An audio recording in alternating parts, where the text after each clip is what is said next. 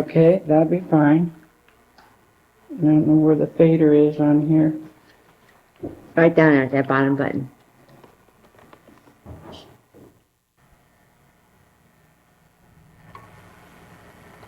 Okay, I'm ready. Okay, we're here in the library lower level at the Collinsville Historical Museum talking to Al Nichols, who was a retired volunteer fireman. Am I right, Al? That is correct. Okay, how many years? 45 years. From when to when? 1947 till about 1983, something. Okay, and Lucille Stamen told you to come up here and show us the pictures of the Wendler drugstore fire, what was in Well, the she called. Sandhagen building? She called Sunday night, Uh-huh, and I got home too late to talk to her. So Okay. I called her this morning, okay, and it was too late for this week's edition of the paper, but she wanted to know if I knew anything about the Wendler drugstore fire. okay, Because all the firemen who were on the department that fought the fire at that time were passed, or deceased, or whatever. uh-huh. You're one of the few left then? Well, I was not on the department at that time. I was in the service. I Okay. just happened to be home on furlough when I got these pictures here while these fellows were fighting it. Uh-huh, Now, I can give you some idea what it's all about as we look at the pictures. that's fine, Now, okay? you notice the fellow in the white shirt over here, On the far left, on the far left, that's All right. the old Senator Monroe. that's old James Monroe. Okay, And the fellow standing up with his hands behind his back with that straw hat on and a blue shirt, that's old William Kennedy. on the far right. Right square, the two people on their knees, next one to him is William Kennedy. Okay, okay, The men on the bottom are Theodore Eichenbrot that are on their knees? on their knees, Uh-huh. You Red see the one. one to the far right? the last two on their knees. Yeah, far right is Eichengrove, On far right. and the next one is who? We had Theodore Eichenbrot, the next one to him, kneeling down, was Ray Watt. Okay, and they were volunteer firemen. At that time, we were all volunteers. Oh, I see. What is the mass behind them there that looks like foam or whatever? That's water? That's smoke. Smoke? But now, I don't know this little fellow with a black cap on, looking toward the building. Holding the hose? Mhm. Yes, that was little Jimmy. I never did Little know his Jimmy. last name, but he was more or less a mascot. I He see. hung around the fire department all the time and would help us here and there, just like he's doing there. He was not a member. He was not a member. No, he was not. I see. Now, that fire started in the basement, as you see. Mhm. They had what they call a spray-type nozzle that they had down there, first of all, to try and knock it down. It's got Mhm. several holes in it, it sprays in all directions. Mm-hmm. That did not do the job. I didn't do the job. Is that Dr. Bellinger's office on the left there where the awning is? No, sir. No. I don't know who was in the place outside of the back of Wendler's drugstore with In the that at front. that time. Uh-huh. Yeah, he was in there somewhere at one time. Mhm. All right, well, we've identified these people. We'll move on.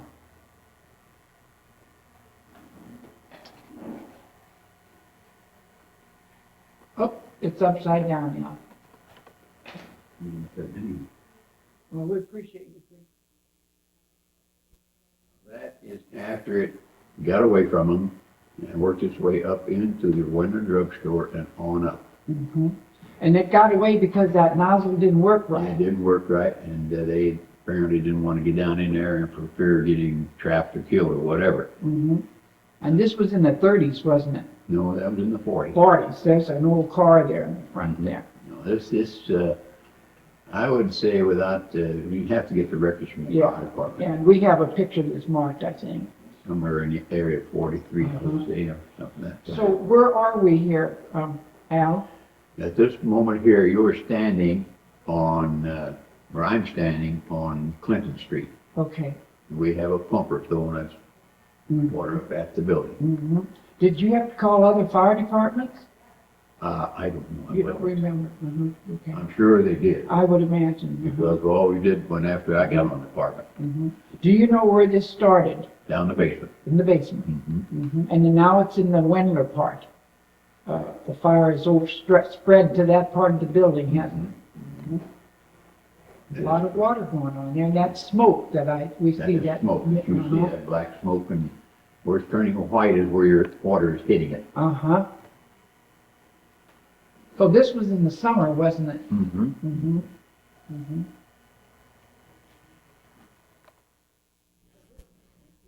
Tell us or show us, we appreciate it.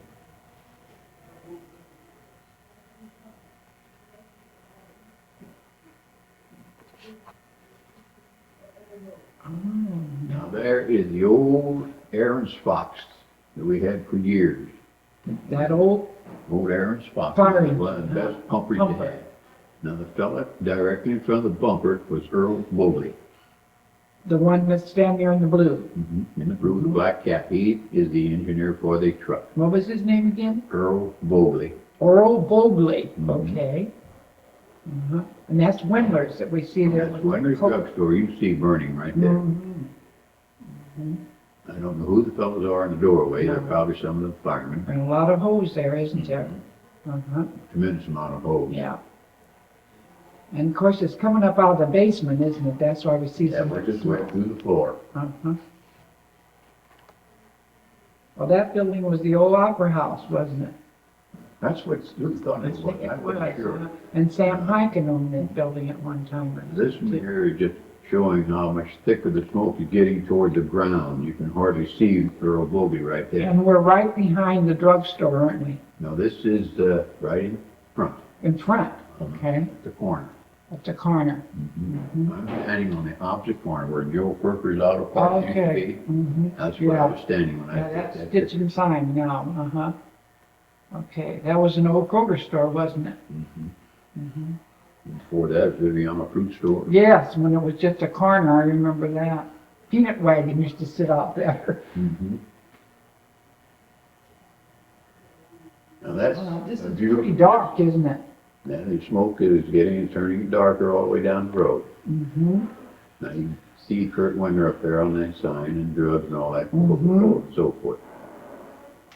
Now I was across the street when I Mhm. did that where Simon's located today. Mm-hmm. Oh, the smoke is dense, isn't it? It gets very dense, yes. Uh-huh. Is that filming turned?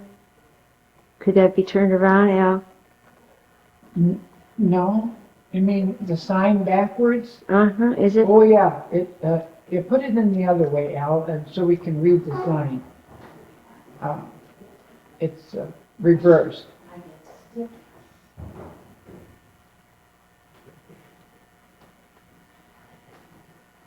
Oh, there we go. Yeah, it says Kurt H. Wendler, Coca-Cola Drugs. Okay, there we are.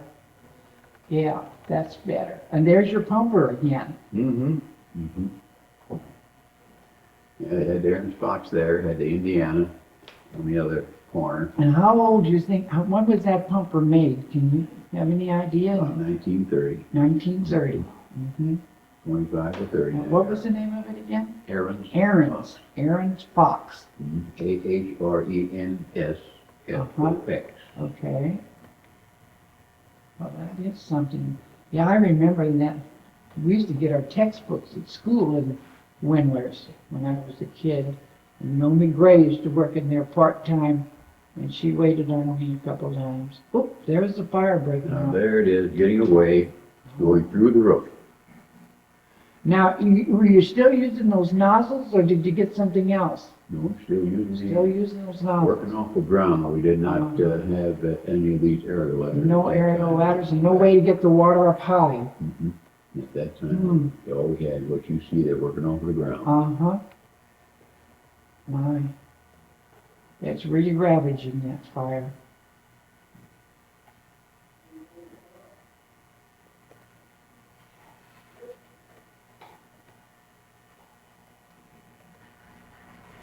Oh, it's broken out now, hasn't it? It's from the alley. Mm-hmm. Mm-hmm. Totally out of control. Yes, I can see it. And that smoke got black, didn't it? And that is the total of the pictures I have. Now, Al, does that make, the white smoke and the black smoke, does that designate anything? The black smoke is where your fire is romping. No control over it. Whereas you have white stuff coming up, that's where your water's hitting it. I see, uh-huh. You didn't have any men on the roof or anything like that, did you? Now that, All what from the ground? As far as I know, it was all from the ground. Now, like I say, I was not on the department at that time, Uh-huh. and best I could do is take pictures, I guess, without getting run over. Right. Well, that, building was saved. So yeah. So that's all the pictures you have, Mhm. right? Well, can you talk to us a little bit more Yeah, about your yeah. fire department experience?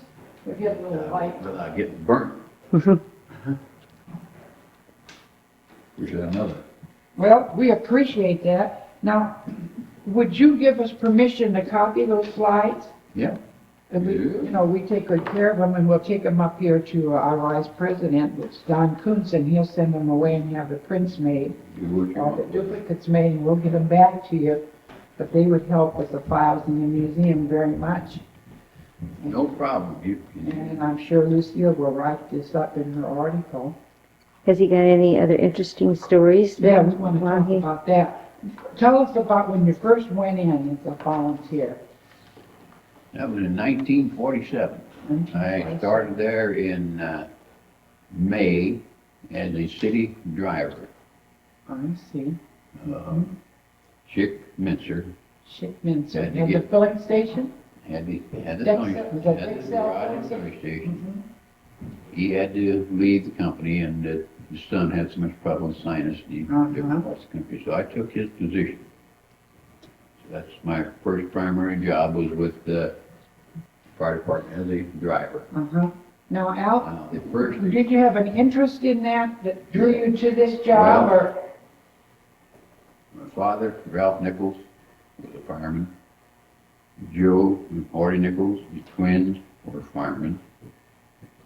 So it was bred into me. Oh, sure. Sure. And when I got old enough, I took the call when I come to the house while my dad got dressed.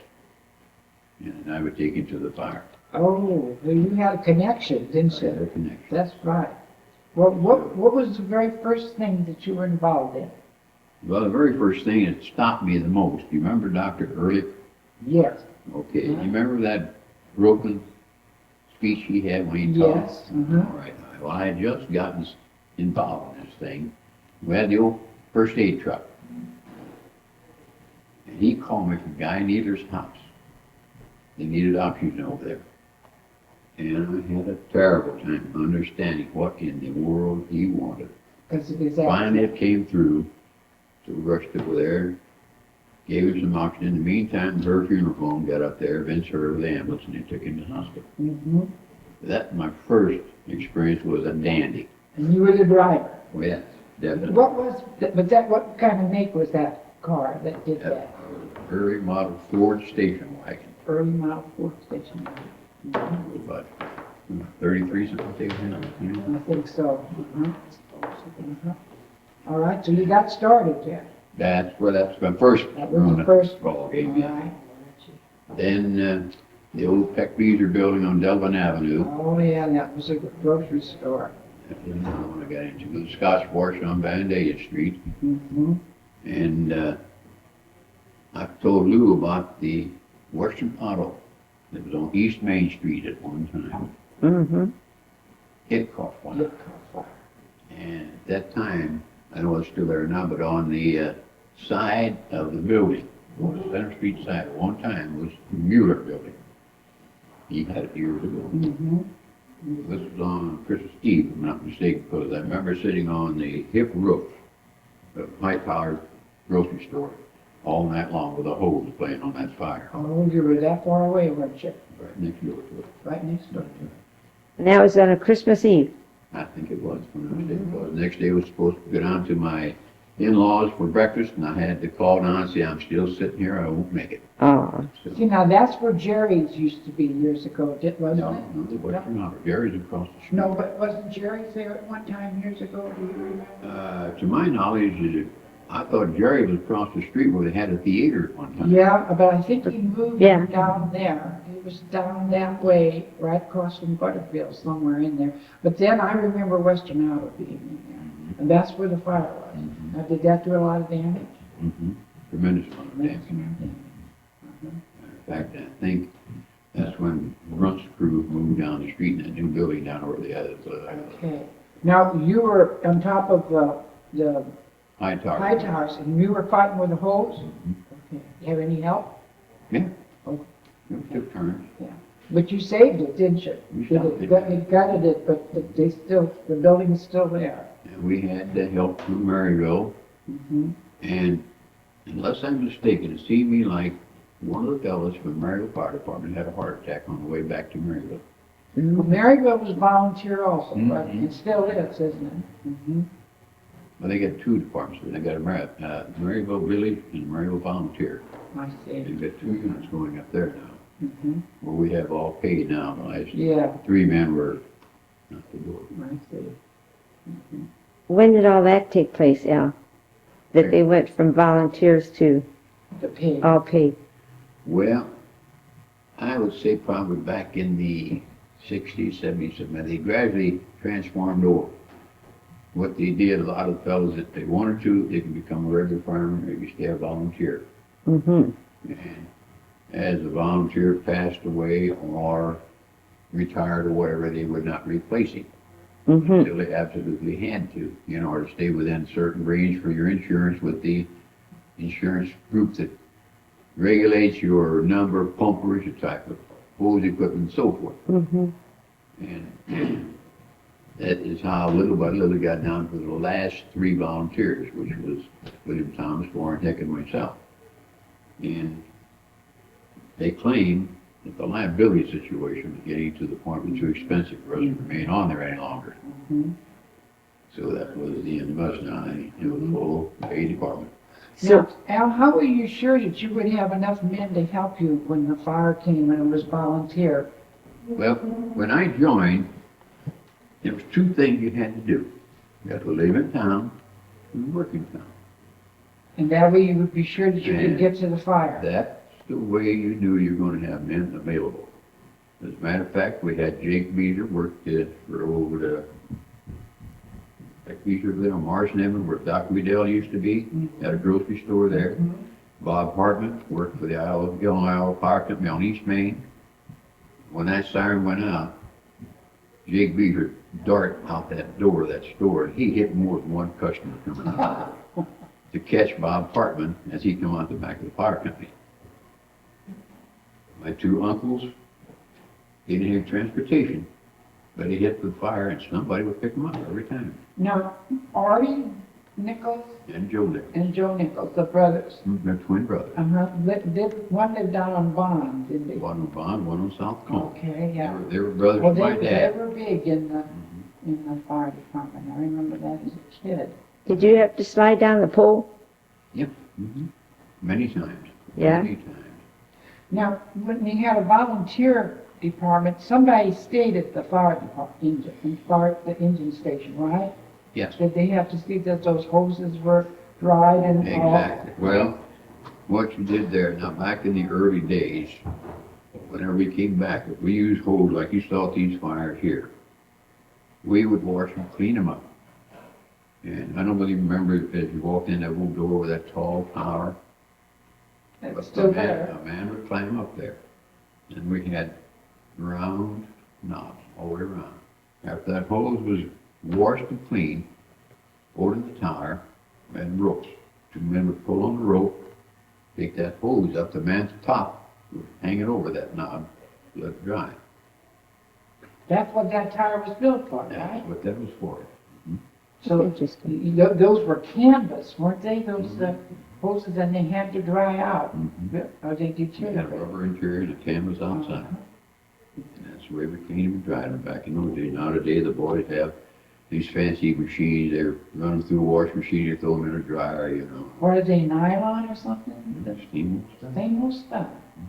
And it's just all in how you take care of it, That's right? right, it's just a change in the way things are done nowadays. There's been tremendous changes in the department as far as we were concerned, Oh, what we sure. did back in our days. What was the biggest fire you were involved in? When we had down below the hill, where the lady burned up that time. Was it a house or No, it was a business down there. the mill? No. No. Well, that's one, but That's one. this was, I can't think of the name of the place right now. It was Kmart or what was it? Oh, you mean United Stores? United Store, down Okay. below the hill. You mean down across from where the fire department has their bingo now? Yeah. That was across the United sidewalk. Stores of America. Yeah. And she was in a complex in the center, wasn't she? Yeah. And they found her dead. I found her underneath of a desk. Uh-huh. She was- Every place but there. She was the cashier, wasn't she? So- She was the cashier and she couldn't get out. She was Now, locked there was in. nothing there where that store was, that's all weeds now, but they built a Kmart next door, didn't they? And then that's Grandpa's. Mhm. That's Route 40. hmm And that's right across from your place now that you have your bingos, Right. right? Now, Al, Yeah. all those machines that are in there, are they yours? Those fire trucks that are in there, are they retired fire trucks from Collinsville, or there's fire trucks in there on Trucks display? from all departments in the county. Mm-hmm. Old time equipment they don't use anymore, so they put it down on display for the people to see. That's what it amounts to. I want to talk about something. When I was younger, Bernice and I, we went down to lots of Four Seasons. Right. And I saw when I went in the door, they had an eating place called the Firehouse or something, and I recognized Vince Herr and the Collinsville Fire Department. And all of that memorabilia in there was Collinsville, and there was a pumper hanging in there. Do we still have those? It should be down there today yet.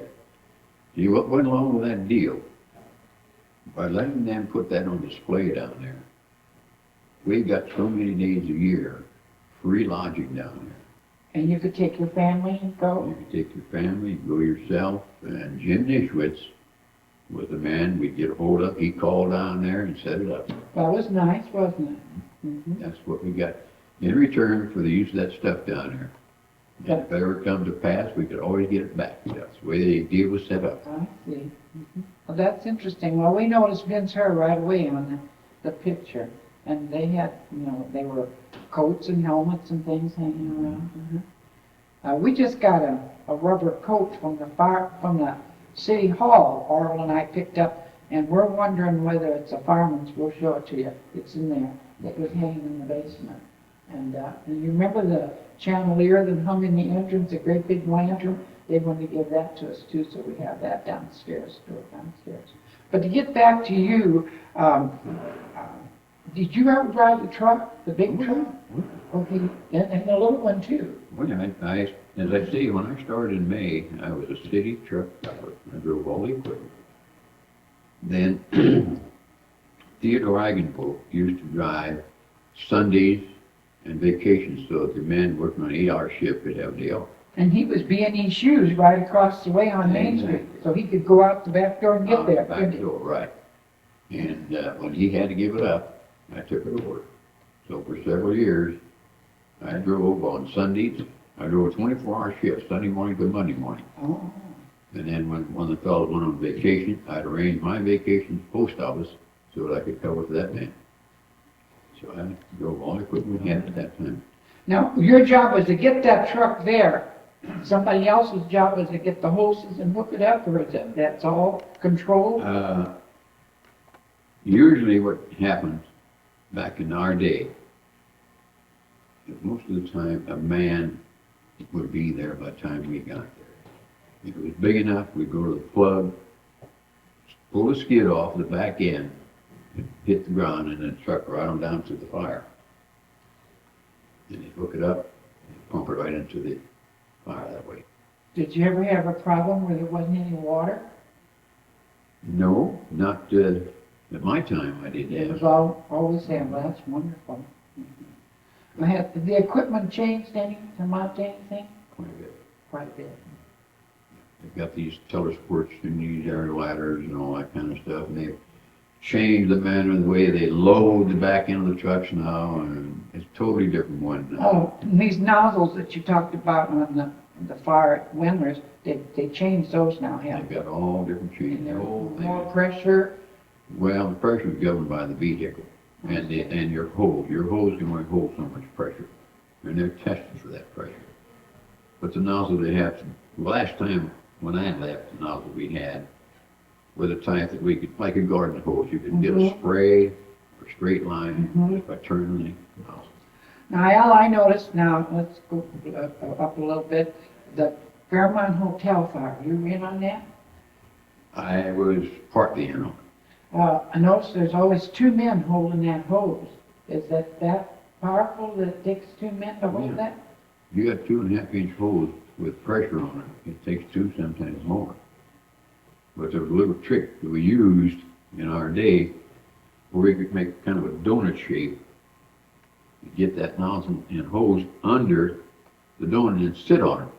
You could just sit there by yourself. And you could control it that way.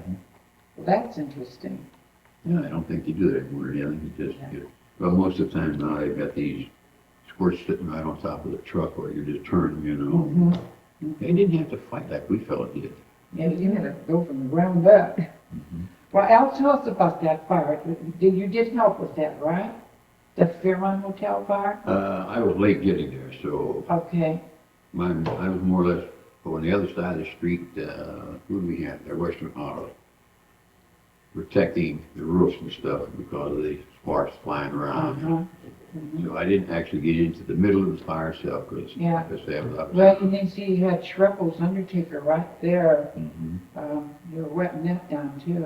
We're coming from Belleville when we saw the glow in the sky, and we knew it was something serious, and so we got down there. But the image I can remember so much was the arches that are on the side of Schreppel's. We were over here, and those men silhouetted against that arch, against that fire, holding them hoses. I noticed there were two. That's what made me think about that. So that demolished that building, didn't it? Mhm. What about the mill? Oh, yeah, about the mill. That was the old Fedale Milling Company. Yeah, wasn't it? yeah. Where was it located? That's down the bottom of Bottom Mill Hill. Mill Hill and Blackjack Road, right there at the tracks, wasn't it? Now, would the fact that that was rain and flour, is that an explosive situation? It could be. It could be. Yeah. Mhm. But fortunately, we didn't have that problem, but it did burn. It did. And trying to put that stuff out is almost impossible. Because it was in operation, wasn't Yeah. it? Mhm. I think it was about 6 o'clock in the morning because I started at 4:30 over here, open up the building, let the men in and come to work. And I remember roughly 6 o'clock when the siren went off and I got the location and all down there to it. Fought most of the day. Mhm. And I know a lot of people said, well, how can you work at the post office and fight fires too? I said, well, the government is all in favor of community work so long as you're not getting paid. So therefore, they do not frown on me going. As long as volunteer, you're all right. Mhm. That's exactly right. Right. Do you know how that fire started now? I don't- No. Now, let's see, what about the Fredman fire? Do you remember that? That where Blix is now on Main Street? No, that was before me. See, I was in the first grade, and then I remember that teachers took them home from school, and Ina Fletcher can tell us about how she was a telephone, worked up there in the same building as a telephone. Telephone out there. You remember George Goss? Yes, uh-huh. And, he was, worked the telephone company. And before Bernice goes any further, what I have to say, I don't think you want to record. Okay. Okay, wait, let me find my buttons to shut it off. Wrong button. The button to turn the power off is at the top. Yeah. Well, first of all, I'm fading. You've got a lot of good experiences down there. Now, tell us about the Fireman Fall. That was always on Thanksgiving Eve, wasn't it? Exactly. Was that a moneymaker for you? It was for many, many years, yes. Uh-huh. I know that it started in what was called the Old Temperance Hall, where the new post office is today.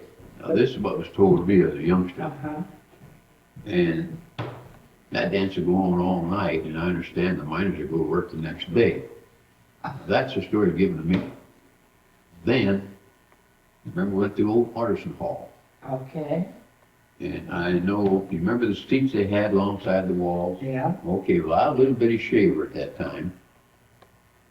And my parents go to the dance, and actually had to go. I sat there on that bench all night Oh, while they danced. You were a wallflower. I was all. And later on, that was a skating rink, wasn't it? It turned into a skating rink later on, yeah. Now, I remember the firemen's balls were at the Collinsville Park. Yeah.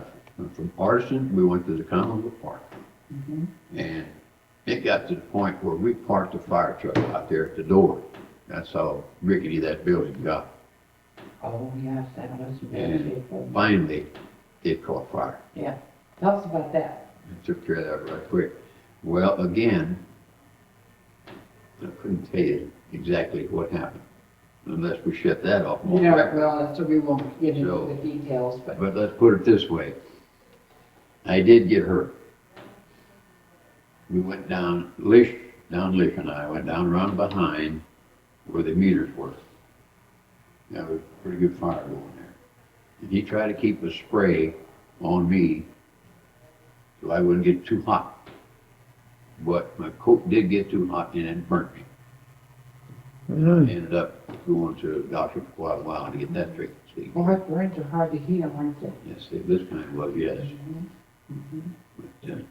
But, Al, what kind of gloves did you wear? Did you wear leather gloves or rubber gloves? no, we had, remember the old jersey glove we used? Yeah. All right, these jersey gloves had a special pack of fire retardant material, orange colored and all that, you know.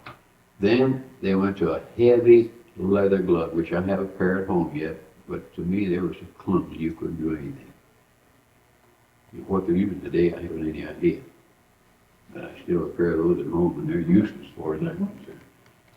Now, you had to provide your own, were the boots and things provided for you and the raincoats, but Yeah. by the, all you had to do is be there and work for us. That equipment come out of what we had a 2% fund, which was paid by the out-of-state firemen, our fire insurance people, to Springfield. Then it prorated out to the fire departments.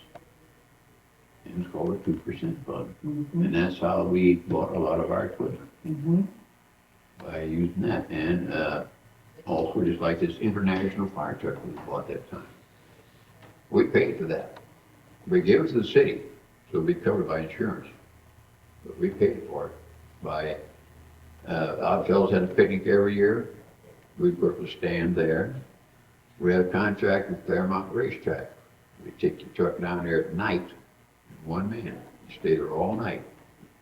In case something broke out, we'd have a truck and a man there to start on until the rest of them got there. And that's how we paid for that truck. So the volunteers really did do a lot of, Oh, yeah. gave it a lot of time to the community then, over the years. Mhm. And I guess when we had the homecomings, you guys helped, had booths there to make money? No. No, no, just the odd fellows, huh? We didn't have boots, we had to eat. We didn't ask for donations. Oh, it was a game. And I gave you Paula donations, No, something but they like got that. their money for it. Like playing bingo, we'll say, Okay, something like that. yeah, game of chance. Where they were putting money on the table and so forth, they getting something back for it, with no donation, that way. But you worked for what you got, and you Right. gotta have men there to man that. Well, now, your uniform, your volunteer uniform, you had to buy that, didn't you? The first one we bought when I joined, and Thomas the tailor, these were tailor-made. Oh, boy. Beautiful thing, $50. Now, Al, where was he? Was he there, like where Aid Man was up in that Further part? up, he's Further up? right next door to the Miners Theater. Oh, he was that far, where, Babe Everett's barber shop? Right in there. He was in there? Hmm. And that man was one of the most experienced and best tailors you Oh, I know. You could walk in, you look at you, make a few marks. Mhm. Week later, come back and put it on, it fit like a glove. See, back in, my dad felt that a man should have a tailor-made suit.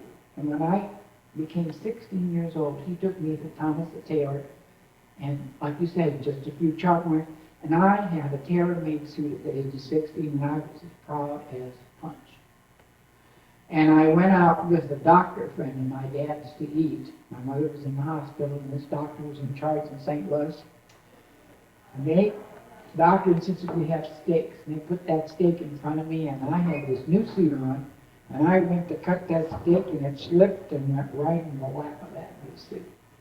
And I was so embarrassed, ruined that suit like that in front of that doctor. But he was a wonderful man, that Mr. Thomas. You could remember him walking up and down, taking the work home at night. You'd see a bundle under his arm. And then they had the swatches there. It was a little place, wasn't it? And the last time that we had uniforms made by him, he was working in his home. He was in Oregon. He lost a boy. Do you remember that? No, I don't remember his I name. think he was covered with sand at the sandbanks. I think he lost his But son. I still have the original suit that he made, and it still fits, and I still wear it today. Oh, that's great. That's like a surge, isn't it? But it is, It is hot.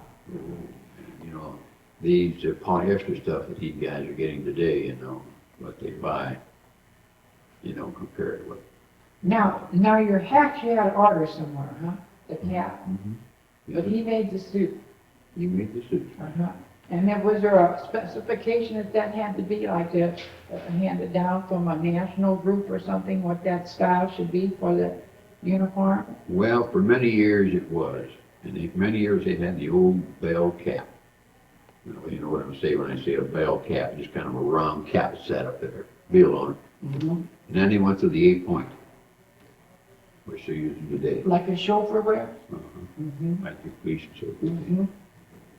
That's what they went to, well, I guess, probably in the 60s or so, 70s. But before that, it was that old bell type. Matter of fact, I think Evansville still uses that bell type cap. But that was for the uniform. And your cap badge, your cap, and your chest badge was all furnished by the department. And like I say, your first uniform, company bought, but thereafter you was on your own. Now you guys did well with your dance, didn't you? Real well, yeah. Made good money and people look forward to that, and it was always on Thanksgiving It was, Eve. it was known as the social event opening up the fall season, is what it was. And, hello, Mr. Ridley. Wow, what do you say there, Al? Well, I've been trying to say it, but he won't let me. So we won't let you say He nothing? turns it off every time I get ready to say something. Well, all the goodies, you have to turn it off. You can't use the language. Yeah. Well, it's I great to didn't know know you, I you. didn't know you were the Nichols associate. Yeah, and he showed us some slides, and we'll take these up to Don and have them copied and give them back to him. Okay? Whether you want the slides to be duplicated or whether you want prints from them, we take those up to Don Kuntz and then we'll give them back to him.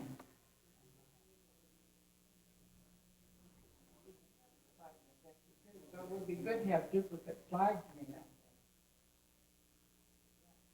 We were talking about the Fireman's Ball, and I want him to tell about the 100th and the 101. Now, you had a theory there that you wanted to do on the 100th, didn't For you? the 100th anniversary, I wanted to get a big name band like Eddie Howard, or any of those outfits for that one night stand, because they know they can get them. You used to play out of Collinsville Park, if you remember, and you couldn't get in the door. Right. But the men didn't seem to want to get too excited about it, so we just had our usual band, and as time went by, well, I had dwindled away, and the younger generation didn't have time to attend the dances, so they figured they could make more money by having a bingo game rather than have a dance. So that was the end of the dance. And 101 was the last dance. Well, that was all right. Now, we got a coat here that we got from the City Hall last week, and is this a fireman's coat? That is a fireman's coat. Okay, and it says on here probably late 1940s. Is that about right? That's about the age for that, yes. Yeah. Now, is that rubber coated on that? Yep, it's rubber coated with Rubber a coating, it's got a lining heavy inside. lining Yeah, inside. heavy lining.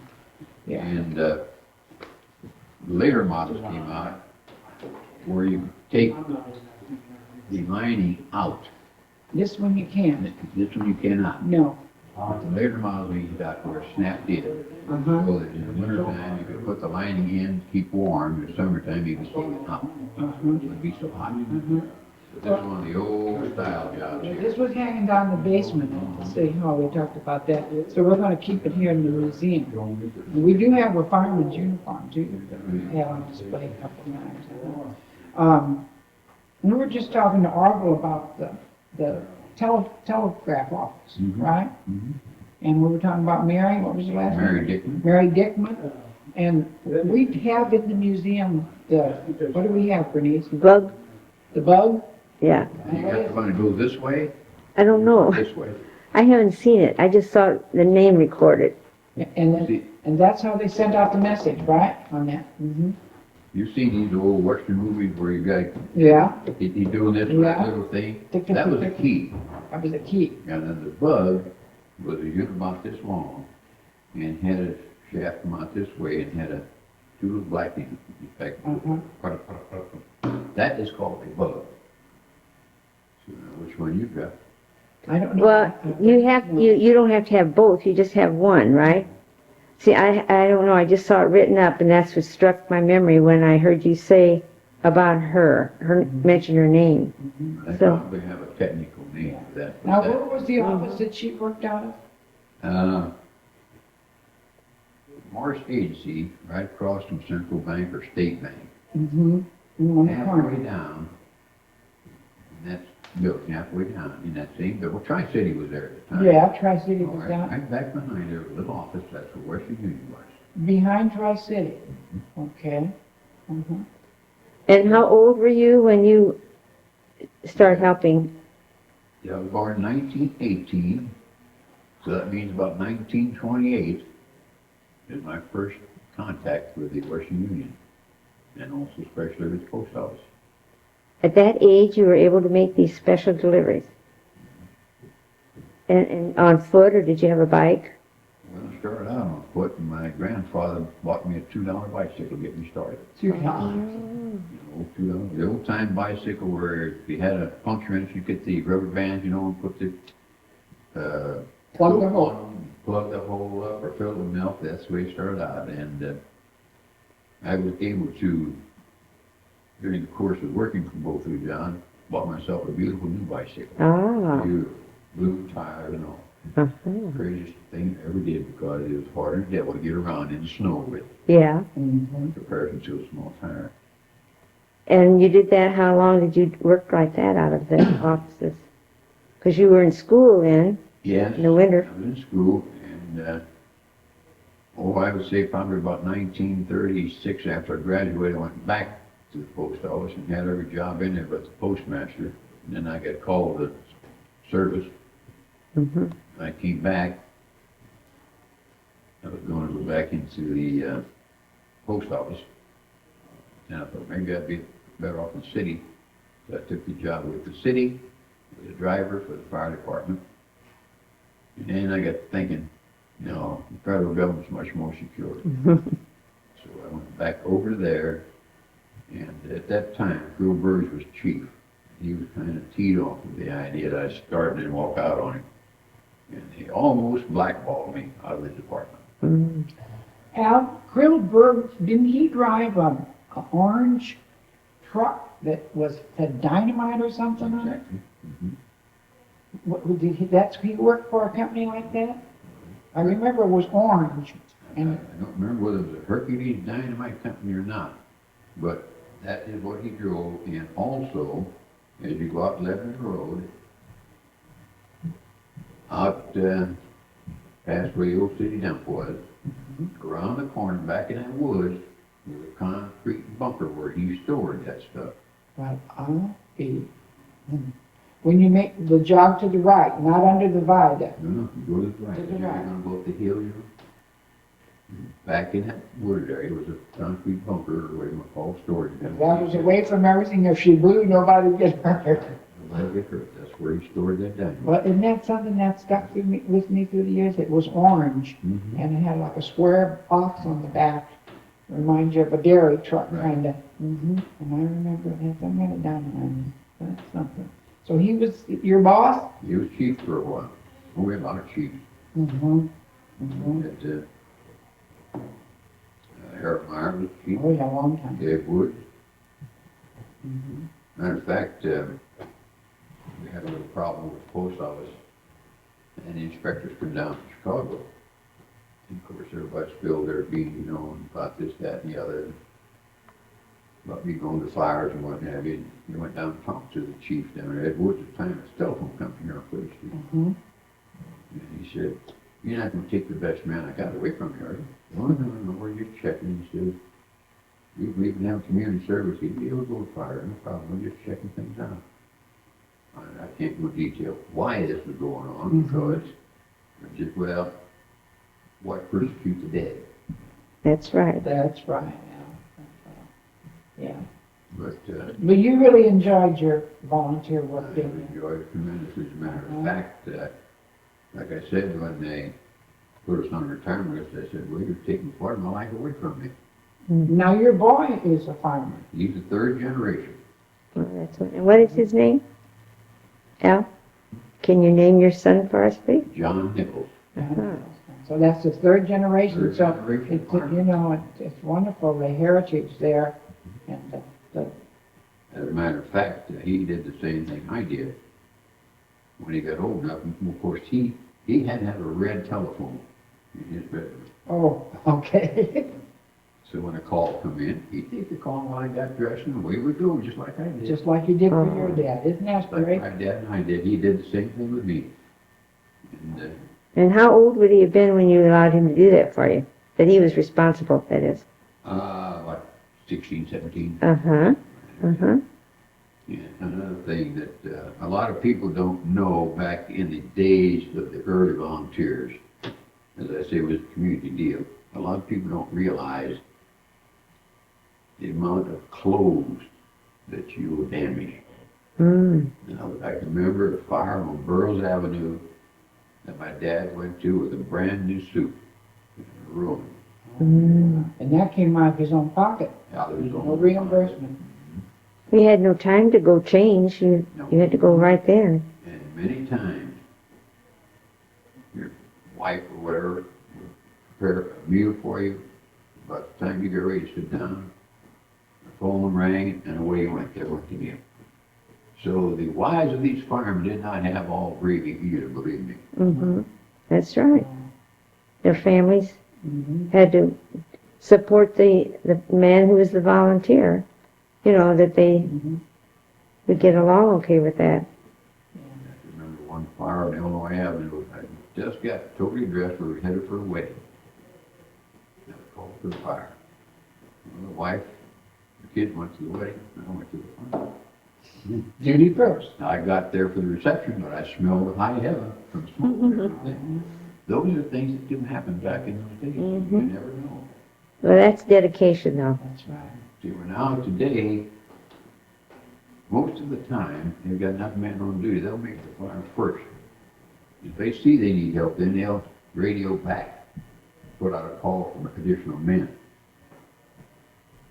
That's the way it is today, so that's it. Now, Al, when you had a big fire, the neighboring communities would help. They had to have something stay behind to protect their community, didn't they? They didn't send all their equipment over to help you, did they? Oh, no, no, no. You mean you're out of town? Yeah. No, no, they might send, well, we had a code. Madison County Farm Association, MCFA, that was the code. In other words, we'll say you're up here at Maryville. I call for help. Now, you know, any crank could call you up and say, hey, we need help, and you pick up a truck and go. Oh, that's true. So this code was for that purpose. We'd call, say, Maryville, for instance. MCFA Collinsville. We need pumper, one man, group of men, whatever we need, we'd tell them. That's all they would send. They would send everything that they had, just whatever they asked for. And this became integrated for the whole county of Madison, so there wouldn't be anybody left out. We'd run all over the countryside, different fires. Mhm. That's what they're doing today. That's wonderful. Al, well, all of the experience you had, how many years? 45. 45. What one thing sticks in your mind the most, has impressed you the most in that volunteer work? Well, I can't really tell you what would be the most impression as far as I'm concerned, except for the fact that every time the siren went off or the phone rang, everything in your body came alive. Got all charged up. You got charged up, and that's what I missed. Believe it or not. It's like, then they put the old fire horse to pasture, you used to Right. smell the smoke in your nostrils. Now, if I was physically impaired or didn't have good health, I could understand. But you know, I said, well, fellas, your age, they don't fight fires. And how old are you now? I'm 76 at the present moment. 76. Wonderful. Well, you know, you got wonderful memories, so Al, and we appreciate you letting us record them for posterity for the museum. And we appreciated you bringing the pictures to show us too. And it's been a good day for us, and we thank you for coming. It's great. This hope it works out for you. Well, thank you. Anytime we can help, why you got it. You want to know about how they got the men notified? Yeah, that's Bernice Okay. wants to. Oh, now wait just a minute, guys. The inadequate availability of helpers today is not good. I got this thing on there. I'm Start. not getting anything. Okay, just start over. You know, that reminds me, if you want to wait a minute before you turn it on, I can turn it on Okay. either way. I don't have. We've been asking him some questions, and I think we should record this. Go ahead, Al, tell us about Sally Jo Burton. This is time Sally Joe was with the Collinsville Herald. And she come over to the department and wanted to get a picture of all the men.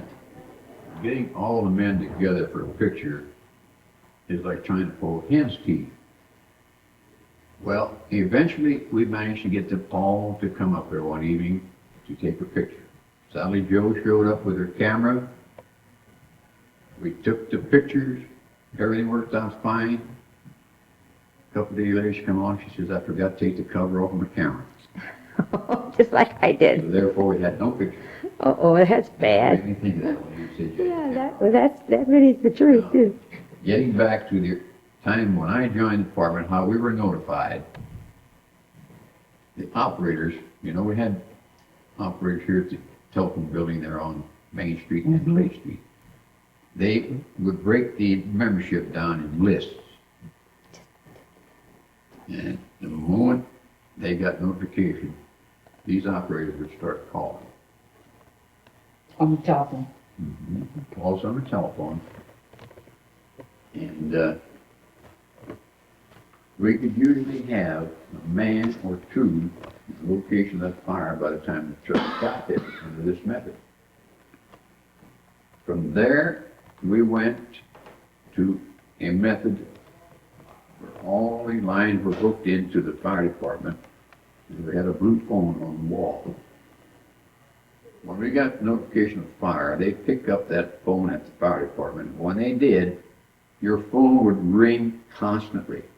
No intermittent rings, a constant ring. You pick the phone up, you don't say a word, you just pick it up and listen.